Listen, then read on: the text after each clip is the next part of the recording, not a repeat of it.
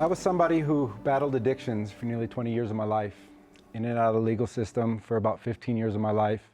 In 2017, I ended up going to prison for the second time. And I went to a church service as soon as I got to prison. It wasn't LDS, but I was given a King James Bible right here. And I went back to my cell and I started reading the King James Bible from front to back, and I read it in about 3 weeks. And it really just started softening my heart.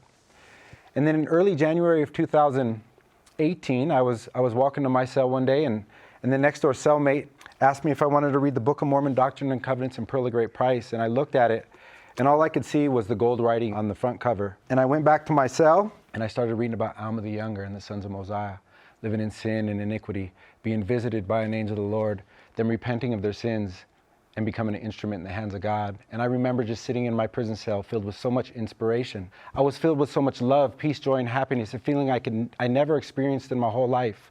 A feeling that when I was free, when I had drugs, pornography, gambling, nothing could compare to this feeling of reading these scriptures in my prison cell. And that's when I made the decision that I was gonna, take up my cross and follow Jesus Christ. Now, after I got out of prison, I came to the Church of Jesus Christ of Latter-day Saints and started attending church in the addiction recovery program, self-reliance classes. I got enrolled in the BYU Idaho Pathway program, and the church became my support system. I was later baptized April 6th of 2019. What a great and glorious day to be baptized on Christ's birth. And then in 2020, my mom started taking lessons with the sister missionaries. In October of 2020, I was ordained to the Melchizedek priesthood and got to baptize and confirm my mom into the Church of Jesus Christ of Latter-day Saints. Going to prison was a blessing in disguise because it allowed me to get sober and get sober-minded.